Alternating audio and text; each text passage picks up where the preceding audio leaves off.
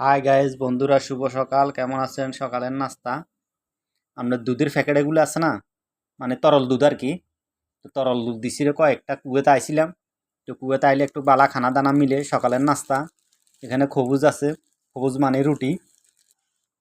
তো এখানে ফুরুট টুরুট দিছি আপনার।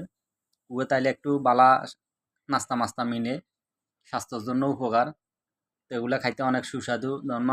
ধরেন না, মনে করেন আঙ্কুর দিছে, বাদাম, আপেল, গম, তারপরে যে পেয়ারা, নাশপাতি, অনেক কিছুই দিছে মিক্সচার। আরও দিছিল কালকে রাত্রে রাত্রে খাইলেছিলাম কিছু। তো এগুলো সকালে পর্যন্ত আসছিল, ওই কারণে একটা ভালো লাগলো খাইতে জিনিসগুলা। তো দুধও আসছিল, ফ্রিজিতে রাখছি। এখন একটা গরম করলাম, খবুজ দি খামো, রুটি দিয়ে খাইতে আপনার অনেক ভালো লাগে। তো এটা আর কি দেখছেন নি, এই হচ্ছে যে সকালের নাস্তা। তো অবশ্য কুয়াতে আসলে মন মানসিকতা ভালো লাগে। এখানে শহরমর সব কিছু আছে। যারা কুয়েত আছেন, যারা কুয়েত থেকে দেশে গেছেন, যারা কুয়েতের সম্বন্ধে জানেন, ফাইল কিরকম জায়গা, অবশ্য গরম জায়গা, মার্কেট টার্কেট আছে, সব কিছু আছে।